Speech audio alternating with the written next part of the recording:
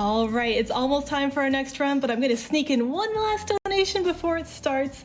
We have $20 from Reborn Jade, who says, great game, great runners, a great time overall. Truly a great time to watch SGDQ. And with that, I'm happy to introduce Tohelat with their run of Styx, Shards of Darkness. Take it away.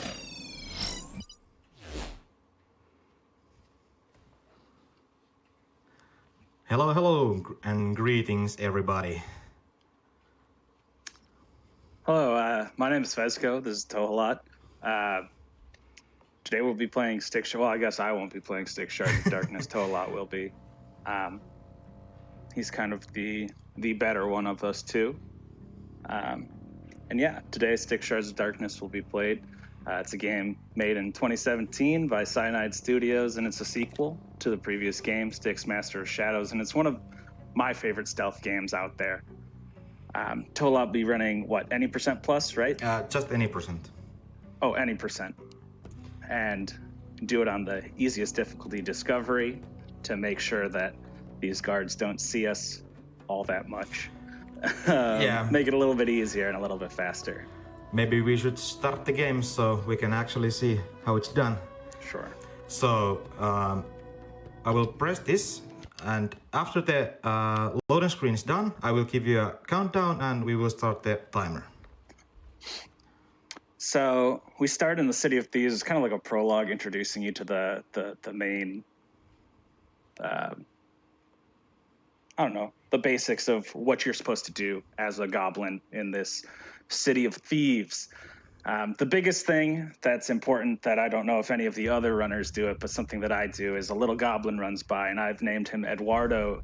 And to ensure a good run, you have to say hello to Eduardo and wish him a good day. I'm trying to get this to stick, so just Tohelat, I'll do it for you, just so you don't have to worry about it. Okay. So, 3, 2, 1, and let's go. There's Eduardo. How you doing? I hope you're having a great day. And here we go. This first level is actually kind of a... it's easy in the sense that there aren't a lot of strange mechanics. It's pretty straightforward. You just run to the end. But at the same time, it makes it kind of hard. There's a lot of really weird little jumps. The first one coming up right here. Oh, and he gets the first try. I can't tell you how many times I've fallen on that, and it kind of just ruins the run. Then you have to jump into this fire and jump up, which can also knock you down. It's the first two little obstacles you get through. But it's kind of fun, just, you know, having to get these guys to manipulate them to do everything you want, but it can also be really annoying because the AI sometimes does not do exactly what you want them to do. Luckily, there's a quick save feature in this game that allows you to manually load and retry certain aspects that can be a little bit annoying. Right there, if you see, he hit that stool, which is the reason that they ran out as opposed to not. And it can be a little tricky, annoying sometimes. Again, it's all pretty simple mechanics, but because of that, I feel like sometimes it just makes it weird because I don't know. What do you think, Tao? Just physics-based game, and sometimes it's like to fling across the map, and sometimes it doesn't. Have you seen the posters? Yeah. But overall, I mean, that's part of what makes this whole thing fun. Is you have these guards, this random AI that kind of works with you, and if you kind of get one step off, they can end up being in a completely different place than you meant them to be. But at the same time, it also allows you to manipulate them in certain ways, to get them to run certain ways, do certain things, and we're about to see that. Another interesting part about this run is you have to pick up components to build things like cocoons. Right there, you picked up an unstable spore. There's also insect eggs, amber, different things that you have to do to get different abilities that you use to speed run and break this game. You know, clip through walls, that type of stuff. All that stuff we love. So currently we are pretty like bare bones. We have invisibility and we can make clones of ourselves, but just basically we are gonna power up the Styx as a character, and we can have more tools to play with. Yep, and you really don't get into some of the what I consider the more fun parts until the second and third level. Because, like, again, this is kind of just a tutorial where you run through, and again, he decides to stop at the door, catches, and you lose a second or two. Here you get to see the first use of invisibility. You run in. It makes you a little bit more stealthy, but people can still hear you. And you get yourself up and get to the main objective. There are plenty of other side objectives that you can get to in this game, but we're not too concerned with them in any percent, as most people who are speedrunning are probably aware. We just try to get from one end to the other as fast as possible.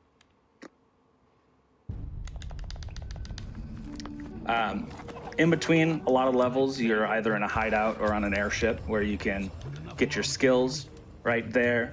Toe just picked up a skill that makes his amber usage, which is the yellow bar, go a little bit slower so he can stay in invisibility longer, which is super useful when you're having to manage certain aspects of this game, especially because with those mechanics, you can then start to use your invisibility for minor screw-ups that you might have, or times when guards hear you a little bit too much.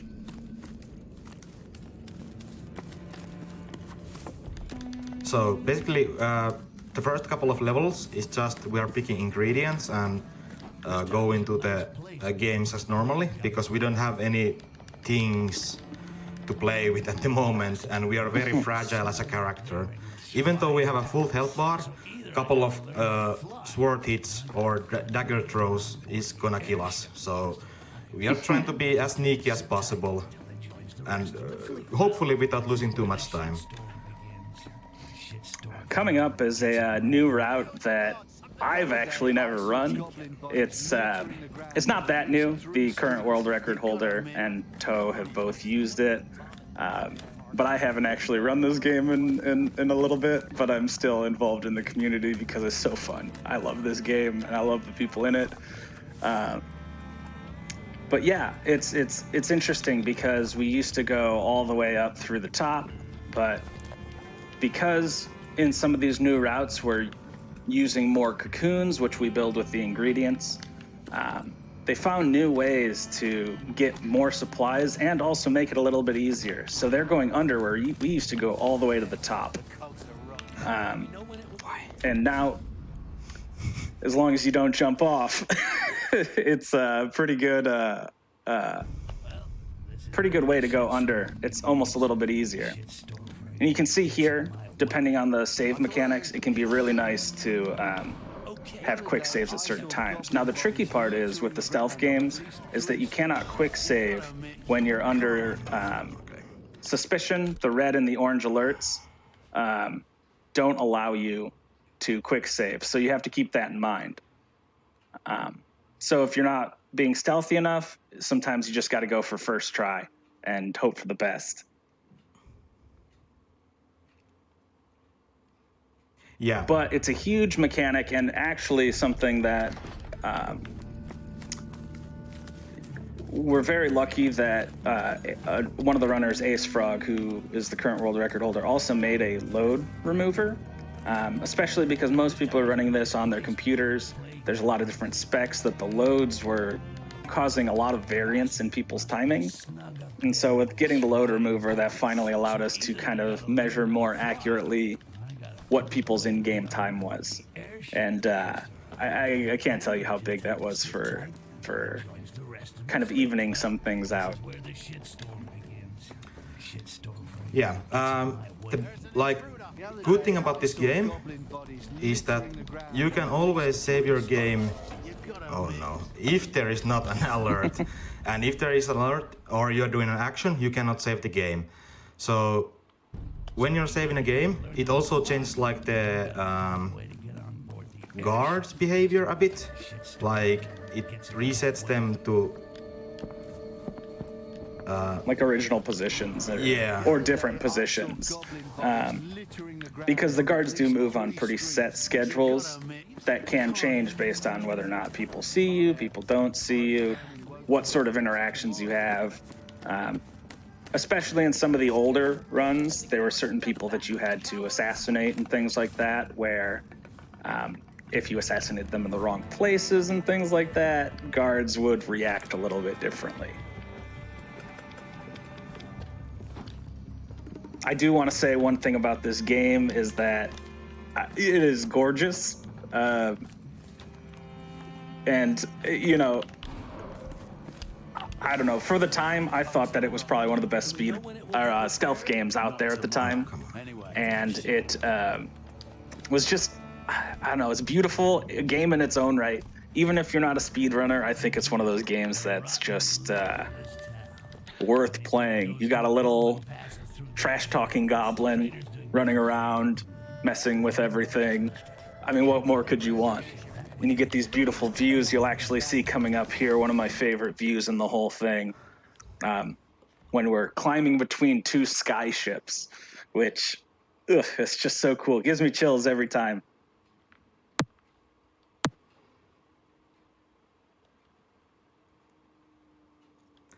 So coming up is the diplomatic vessels. It's the only airship level of the game, basically. And we are a bit low on resources, but thankfully our route includes a lot of it, so it's still pretty manageable. Another thing about it is these certain abilities don't actually require, which we'll see coming up, using clones. Styx does not need to use his... he doesn't need any abilities, he just uses his amber. So it's one of those things that he's kind of like innately one of his skills that we... Did we see that in the prologue? Sometimes you can use it. I don't think you used it. But yeah, this view just between the ships, it's, gives me chills every time. I love it. Just... It's kind of scary, I guess, if you don't like heights, but I'm into it.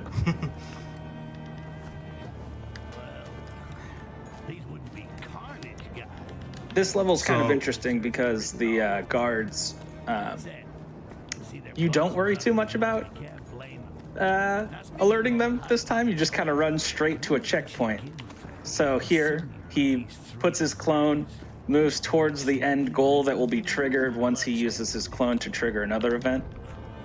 And here we go. The free-running clone jumps in, don't care. Oh no. Yeah, so there's a chance that the guard will throw a dagger pretty early, and since we are using clones, they need just one hit to be destroyed. So that can happen sometimes. It's unlucky, but let's hope. Yep, this time it's much better. Yep. And so now you listen in on their little powwow. We skip it because it's not that interesting. The alarm's raised, but at this point we're so close to the finish that... Now that's a weird interaction that the guard wasn't already over on that ledge. So again, every so often, things kind of go a little bit differently.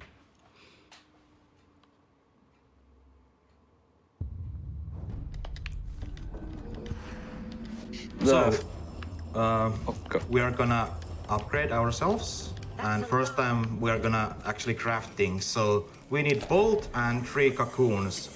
And we took an upgrade, which allows us to create cocoons. And also, if we have a clone active, we can teleport to it. And you will see soon more toes. The other thing that he built there was a little dart that you can use to either kill a guard outright or interact with certain things, knock things off of ledges, which we'll also see in a little bit. This level... introduces us to the first big skip of the game. Of course, with the routes, there's interesting time savers, but this is the first big skip that gets us into what made me fall in love with this game, and that is their skips, which I'll get to as we get to it. Another new route that has been recently used is this lower route. It seemed like we a lot of times went up and climbed things where there are some routes just running along the ground which allow us to maybe go a little bit faster. Because if you can see, you kind of catch on ledges and there's a moment's hesitation. So anytime we can get rid of that, that helps out. But ultimately, you end up in the same spot. Yeah, we just take different ingredients. We used to craft in this level before, like after the hideout, and have an extra amber, raw amber. But now we take the eggs and unstable spore. So here we. Oh, go ahead. Yeah, go ahead. I was just gonna say, here we come to the first big skip, where you clip into a wall, you jump out. Oh, didn't make it. It's hard because you have to hit it at the right angle where your cocoon goes through and your clone body gets all the way through the wall. So, like Fezkoe said, the cocoon is smaller than our body, so we can throw it to the small gaps. And here we are, first out of bounds. And sorry in advance, sometimes the out of bounds will have these god lights, as I like to call them. Right there, you just saw it. Yeah, so if you are photosensitive or something, hopefully it isn't like too bad. But this is what we call a database. Welcome. Yep. They have these nice little data tables that the devs built into these levels. And it's very interesting because they reuse these levels and the data tables tend to be at the same place. They'll actually still be in the level even if they're not using that part of the map. And it's so interesting. And so while we try to get straight to the end of the run, this allows us to just hit all those side missions and hit all those objectives just by pressing X, pressing a couple boxes. It's easy, it's fun, things light up, and it's good. It's good. It's a good feeling. Yeah, so the database, like Fezkoe said, holds all the information about level objectives, and we just go on top of the buttons, press yeah, we did that, we did the ding, and go to the next level. Bada bing, bada boom. And it's just a fun interaction between clipping into like out of bounds areas and finding ways to creatively get yourself to those tables, and then not having to do the specific objectives, which can sometimes be tedious and fickle, I guess you could say. Not always very uniform. Yeah. So now we're gonna use our bolt for the first and the last time of this run. And we're gonna drop the bell on top of this guard. Beautiful. The interesting thing about those dev tables are that while we don't use them for every level, for a lot of them we do know where they are.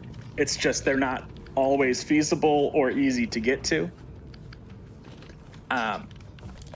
Where we don't have enough components, we don't have the time, I guess, so to say. It's easier just to run from one end to the other.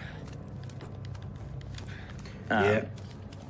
So it's an interesting mixture. There are a couple places where maybe if we could figure out, but there's also the idea of collecting enough components.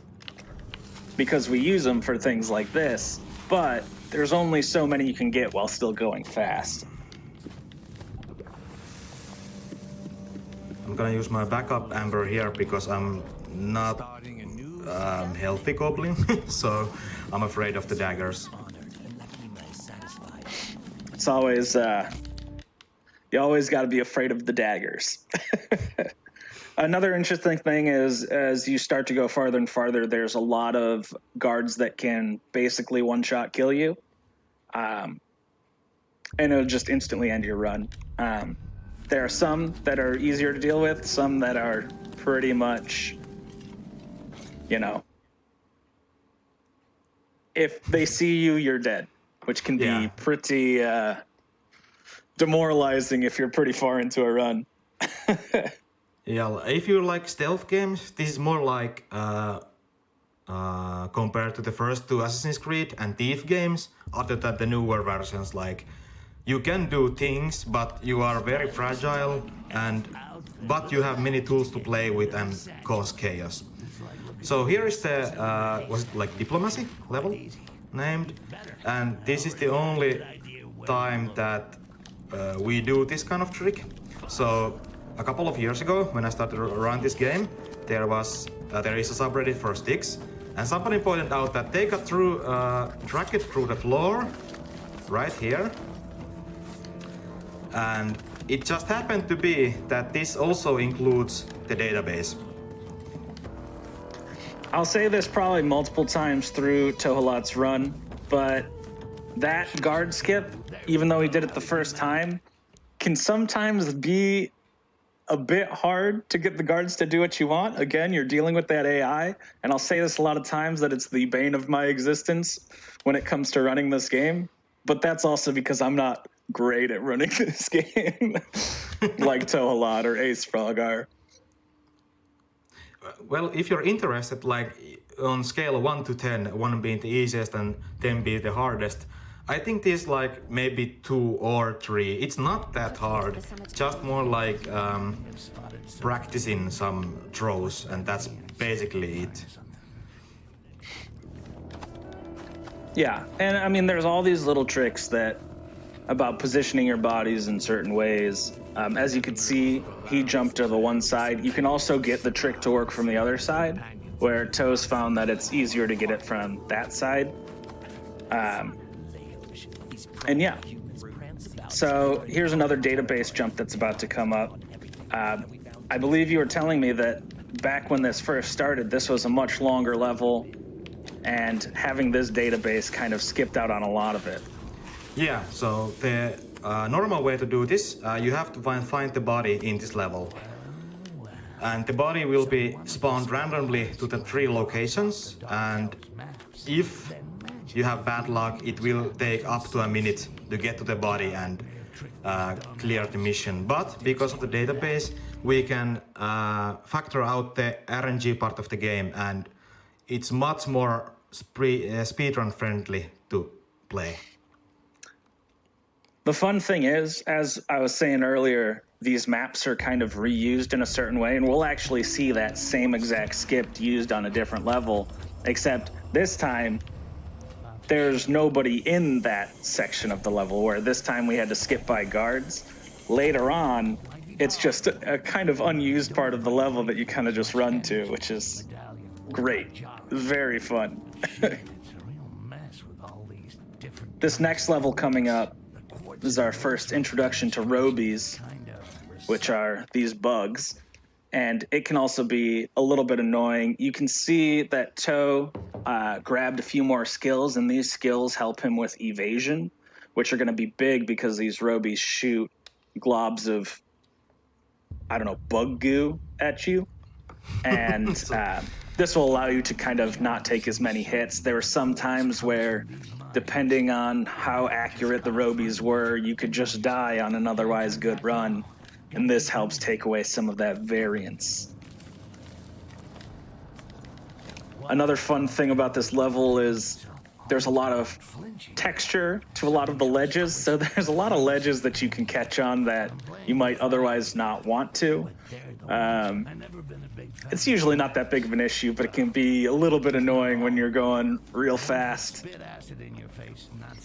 Styx talks about how things can take you higher here, and it always reminds me of that Creed song, the "Can you take me higher?" And that's all I think about during this part. And I think it helps me get through this bug level. I don't know about you.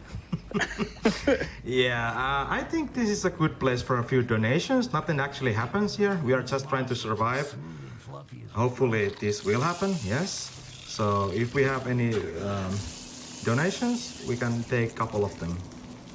We definitely have donations. We have $25 from Zamu, who says, "I've been watching GDQ for years, and I'm so happy and excited to see my friend Tohalat as a runner.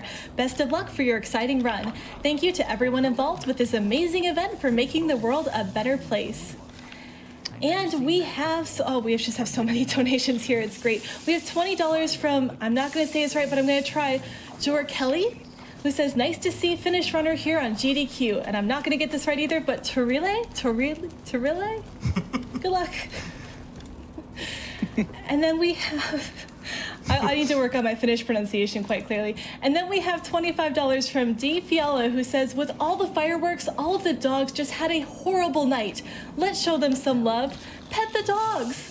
And we still have a ways to go on that Pet the Dogs incentive. We still have just over $1,000 that we need to raise before that run happens. And we don't have a lot of time. Nintendogs is not a long run. So if we can aim to get that met by the end of Styx, that would be incredible. Please, just check under your couch cushions really quickly for me and see if you can scrounge up a few extra dollars to help us get those dogs pet. Anything helps. Helping dogs.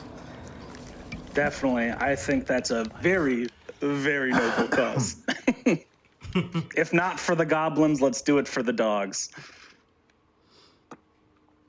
Yeah, So that was the scary part of the run. after the beginning, which was not so great, but I'll take it. Here is gonna be another out of bounds, and Fezkoe can fill you in what's going to happen, or what would normally happen. this is another time where we're going to use the cocoon to hit a random ledge that's built onto the side of these levels, which is always just so fun. I find it so interesting how, Toe and the others have found these crazy things. Right there, I say my one contribution to this game is I found out that if you stand up on that ledge, you will never miss your jump, where sometimes you used to get rocketed into the oblivion.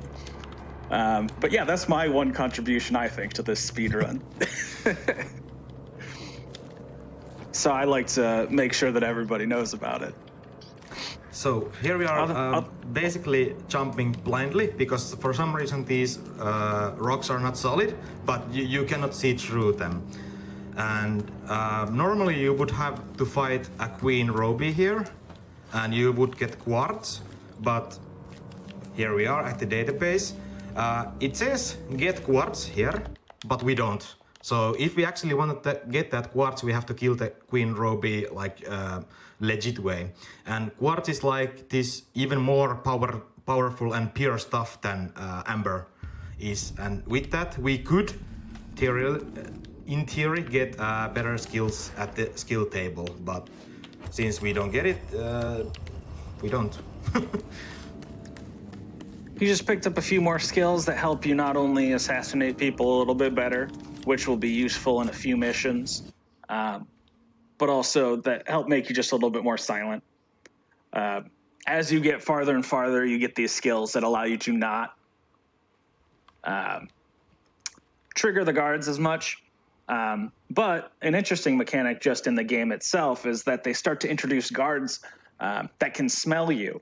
The dwarves can smell the goblins. So even though you're getting all these things, until you get the skill that allows you to be less smelly, the dwarves can smell you out. So it's something that you do have to watch out for. Luckily, there's only one big interaction with dwarves that will be coming up. Yeah, just slight correction. You don't get the skill that hides your odor, but you can get the formula to having that perfume. Oh, right, sorry. Yeah. Yeah. Same thing basically. But it's an item. Yes. Item, skill. Either way, we don't use it in this run. In some of the other runs, I do believe that you use it. In the New Game Plus, I believe that you used it, right? Yeah. Yeah. It's because, well, it's a New Game Plus and we have everything we need, so... So here we are, naked as a rakash, and we have to get just out of here. We will be coming here again later during the run. There would be an out-of-bounds place and a way to get to the database, but because this is such a short level, the end goal is basically there, and it's much faster just to play it normally and not use our resources to get out of bounds. This skip that's coming up was a great find because you used to have to run through this whole level, do a couple different objectives, and you had to rely on an AI to run across the map to get to a certain point. Every so often he would get stuck because the AI, I guess, isn't smart enough to get across certain bridges or something like that. But it's a really fun skip because, as you'll see in a second, we get to drop somebody about 4 stories down a big ledge. Which, if that's your kind of thing, right? Don't worry, they're completely okay. They're very limp. Yeah. But again, just looking at those sceneries, I just, you get a nice visual experience while you do your best to ignore it. I think that's the hardest part of the speed run. Instead of looking around, you have to, just get on with it. Yeah, you have huge playground to play with, and well, casually it's really fun to play. Also, I think we haven't mentioned this, but you can play this in co-op as well. So if you have buddy, it will be double as fun, right? Yeah, it's definitely a game that still is, especially in other categories other than any %. There's a lot of open availability for it. I think we just had our first co-op run submitted, right? Which is really fun, really exciting. And even in any %, right now the world record's right around 31:30, and I'm positive that with a few adjustments and a real good run, we can get it below 30, and I'm excited for when that happens. Right there, you see the dwarf. Luckily, he didn't smell us, but Toe goes invisible there because, again, we don't want people to see us, and we can't trigger certain end scenes, which is one of those weird mechanics, but, it's something that you have to do, and, we hope that it doesn't happen to us during our runs. Those 2 bastards made a deal with the Dark Elves. I believe at this point, Styx has uncovered this crazy plot where the Dark Elves are hoarding amber, and it's being made from goblins being ground up or something like that. Styx is the only talking goblin that they know about. And so there's this whole thing where Legion's trying to take down their city, and Styx just doesn't like any of them. So there's a lot of intrigue. Yeah, right up now. Oh, go ahead. Oh, yeah, just like allying with the enemy kind of scenario going on here. The enemy of my enemy is my friend at the moment. Here is a new skip. This used to be another assassination mission, which was kind of fun to do, but at the same time long and fickle. Here, we find ourselves going back up to a place that we've been before when we were on Korangar. This is the place that we started out. And this database is actually behind this door. And to get to it, we need to use 2 cocoons. And it's interesting, because the first cocoon we used to clip through this wall to get us halfway through. And then, if you get the right spot, you can then throw another cocoon, and your clone will materialize on the other side of the wall. Now, I say that, but it's much easier said than done. You have to be pretty precise about it, and especially on the second one, where you're pretty much just inside a wall, it's a little bit of a guessing game on where exactly you need to. The nice thing is you can have an audio clue as to when you materialize on the other side of the wall, so you know to Yeah, it will go through. Yeah. The good thing about this game is that even though I am currently, playing with the controller, I aim with my mouse with those very precise throws, because it helps a lot, because aiming with an analog stick is not very nice. I didn't know that you did that, because I always use my analog stick, and maybe that's why I'm a slow runner. This is much better. Yeah, and so sometimes, depending on where you land on your first one, you can get yourself into kind of a mess where, because it's not super precise that we know of yet, and it's really hard to see exactly where you are, you might not be might not be in the right exact spot. So we finally clipped through, and Here's one of the times where we use this feline drop, which reduces the damage. Otherwise, you would die when you did that.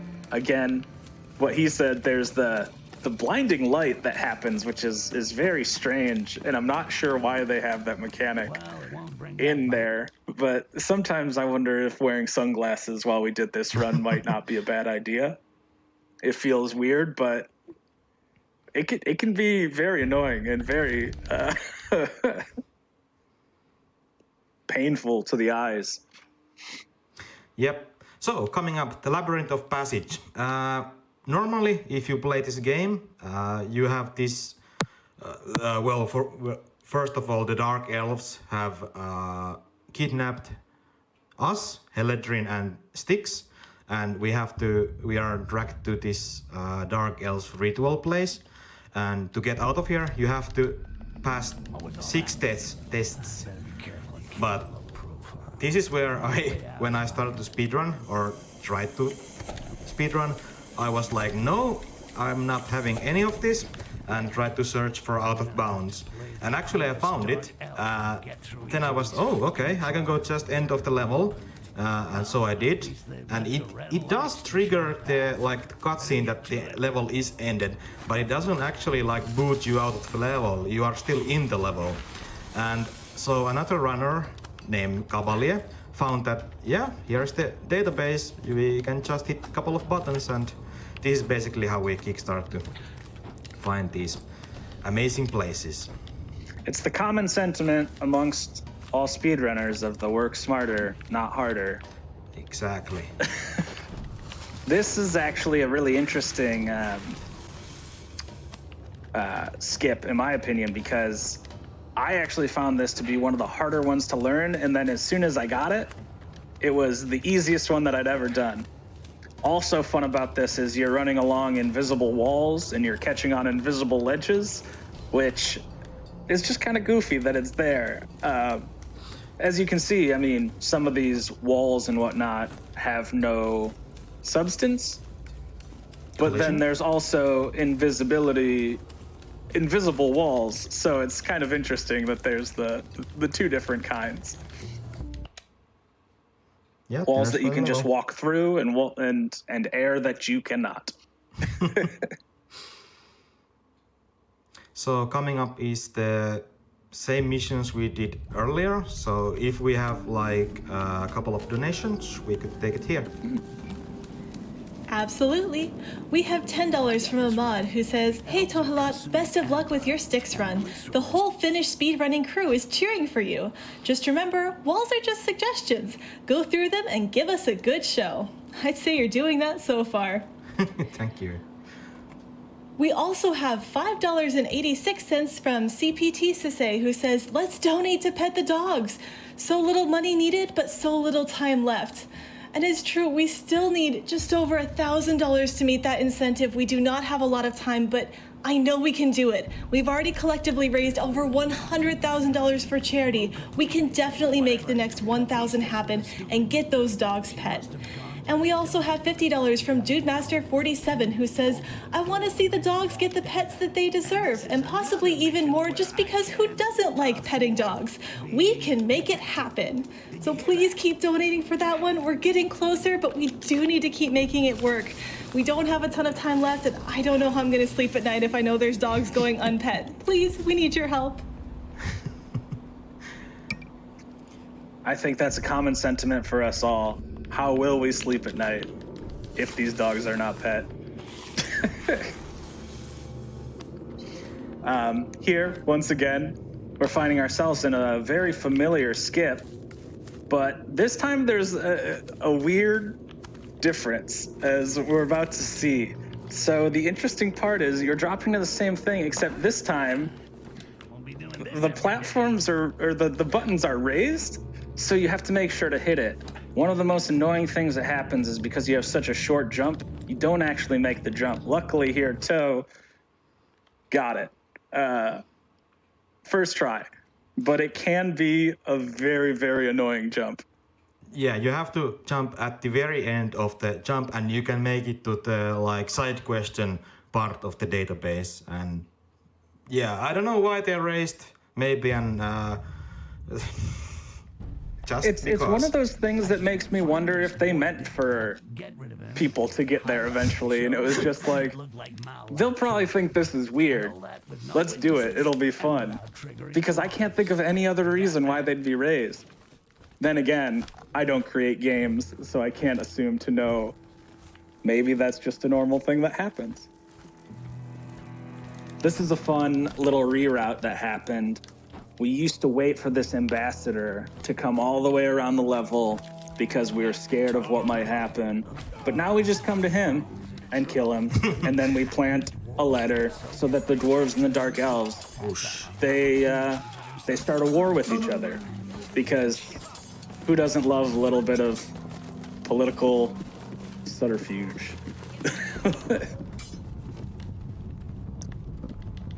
Because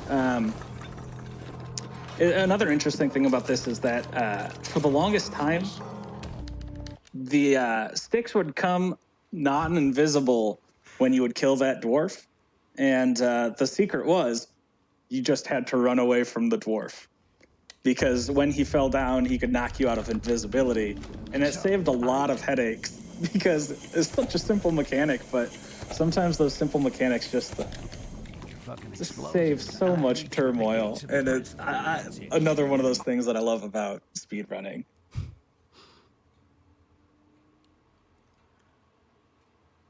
So here is a hunter's village. We have to start a war between dark elves and dwarves, and we're like sabotaging each other, so they think they start to have a war. And here is just a level we collect 3 bombs so we can collapse the dwarves mountain, which we'll see in a second. This is another time we get to use our clones so that we can skip having to climb all of our way back towards certain parts of the level, which is just a really nice mechanic for, speedrunning. How many times do we want to do something on one side of a level and then have to run all the way back, which really hurts? This clone really gets rid of a lot of the issues. Right here, he's trying to pick up these bombs. So he can plant them. And this kind of gets us towards the end game. There's not much left after this. Again, this is another reroute that saved us a lot of having to kind of run by a bunch of dwarves, which would catch you from time to time, which was really nice. Yep. Also, shout out to the guard who is watching absolutely nothing. Nice talk you have there, mister. Hey, I'd take that job any day of the week. Especially if we've got these crazy acrobatic homicidal goblins just running around, going invisible, throwing cocoons at people. I'll watch nothing. I'll not take the risk. Here's Jarok's skiff. I'll ready her while waiting for him to get. So that was the level. Coming up, we are going to go to the mountain, the goblin prison, and here is 2 ways you can get out of bounds: the old way, which is the water wheel way, and the new way, which is using the goblin prison part, which is now unused, but we are going to go there. The wheel waterway is a bit trickier, and you have to upgrade Styx so you can craft cocoons on the go. The downside is that you are making a lot of more noise. Yeah, and the water wheel skip is very, very cool. It's there. Yep. And you're going all the way up and then all the way down in the level, clipping through walls. But I do think it's much harder. And I think the timing difference is not that much, especially considering how hard it is to get through it. And all the materials you need to collect on the side to get it, right? Because you do need the extra materials to build more cocoons.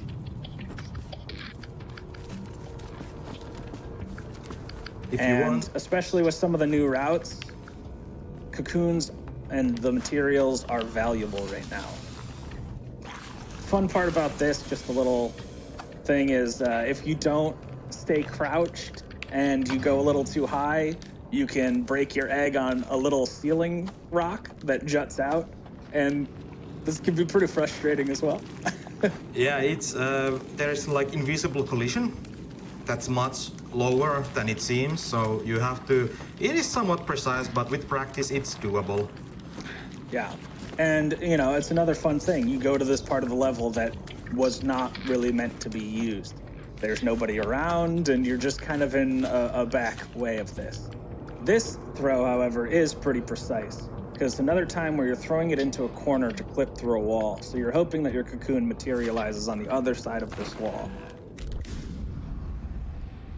And this Yeah, with gets you to this, an out I of especially. bounds. Yeah. Oh, go ahead. Sorry. Yeah, just saying that with this, I especially use mouse because how precise it is. It's one of those things where sometimes you just aim it and it goes right through. Other times you have to aim it over and over and over, and it just doesn't seem to quite work out for you. Especially because you can't fully see where it's landing. Yeah, that's the Which problem. might make it a little bit easier since you're going into the back of a cabinet corner. The nice thing about this is you don't have to worry about guards. True. If there is donations, we can take them here. Hopefully it doesn't take too much time, but good place to use them. I was just about to ask. We have $5 from Michael, who says, shout out to Rufus the dog from New Zealand.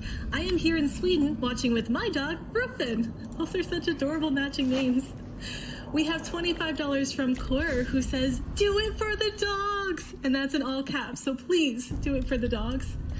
And we have another $5, this time $5.55 from CPT Sisse, who says, pet the dog. Let's all donate $5 to get it done. Chat, nothing would make me happier than seeing a $5 donation train to pet the dogs. We really do need your help to make this happen. If you are fortunate enough that you can spare $5 for charity today, please do it now. Put it toward petting these dogs.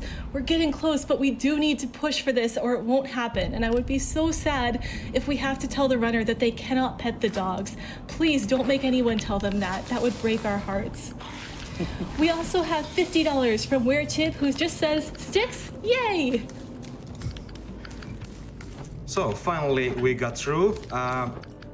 It is somewhat precise and you can make some kind of like memorization where to go and where to throw the cocoons like roughly, but I don't know, it feels kind of random at times if it goes through or not. Sometimes it's just a feel of the thing too, where, like I said, sometimes it goes through first try and you barely even line it up. And then other times, you're just not so lucky. And I feel like with every throw, you start to get in your own head a little bit. I don't know if you feel that way, but it's definitely for me. It's like you're at the free throw line, NBA championships. You missed the first one, and now you got to make the second. A lot of pressure, even though nobody's watching, you know. I mean, yeah, nobody's watching. Just a couple of persons. Anyway, we are coming at the end of the run. Here is final boss of the game. Well, I say boss, but it's more like an obstacle course. Now, this is one where we don't have a database skip. There is an interesting mechanic about this, and we'll see if you get it. I will try it a couple of times. Oh, you're going to try more than once? Okay. Of course, because I want to show it off. Here is the final boss. It's the mechanic called the Houdini. And basically what happens is the final boss despawns, so you don't have a giant golem throwing rocks at you and you can just run through the level. It's very interesting. It's very weird. It's something that we're not 100% sure what causes it, but we're pretty sure it has to do something with a system. Yeah, I think like if I have to get educated guess, I say it's like how one more time how your computer is at the moment. Is it like running on fumes, or like if it's 600 FPS, like if it's really loading or not? Normally you cannot save your game at the end start of the level, but so if we get it right, it saves the game and you can reload the game, and then the boss is just despawned. But unfortunately we didn't get it, so sorry Illuen. He's another runner who found the Houdini at the first place. It's a really cool mechanic. Maybe I can get this moron. I'm still unsure about how I feel about it as a speedrun technique because it's so hard to replicate, but it's really cool and it saves you a lot of time and a lot of heartache for when you get crushed with a big boulder or shot with a laser mouth beam, as you're about to see.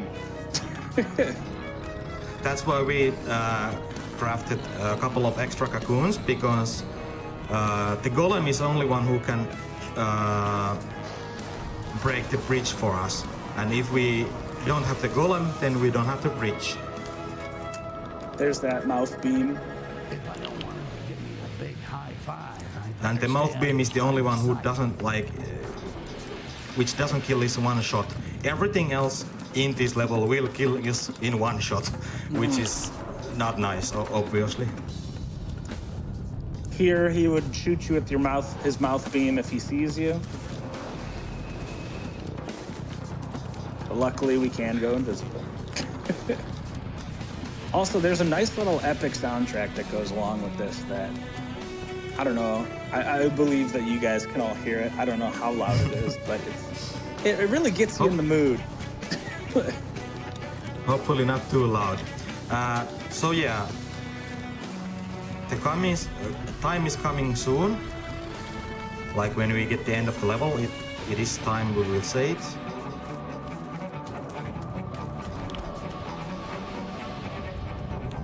It's right there. Again, he used one of those amber vials because you kind of need to use it so you don't get smashed. He'll smash you with this hand there, and just to make sure that you can get through this level. And that's the reason that we kind of pick up a lot of them through the way that we go. Maybe I'll have better luck on the other side of the bridge. At least what's left of it. So time is coming up. I got this pile of rocks. And time. There we go. And that's Styx Shards of Darkness.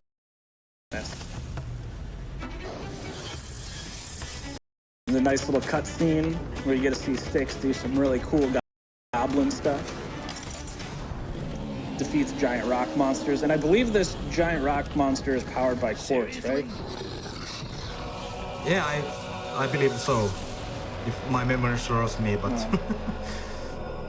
if it doesn't, then it's okay. Well, great run, Toe. It was awesome doing this. Hey, thank you, Fezkoe, for co-hosting me. I hope you enjoyed Styx Shards of Darkness as well. If you're interested, it is at the moment on sale in Steam. 5 coins, whatever is your currency. Yeah, $5 I say it's about, worth the price. It's a great game. Even if you don't want to speedrun it, it's a great game. I suggest it. But yeah, thanks to the SGDQ community and Char Bunny and everybody. It was fun, a lot of fun. You know, me and Toe really like to share this game with other people, so it was great, and thanks for watching. I'm gonna skip this because it's so loud. Can I get the final time? 50:16 was your final time. Oh, it was still nice. Thank you.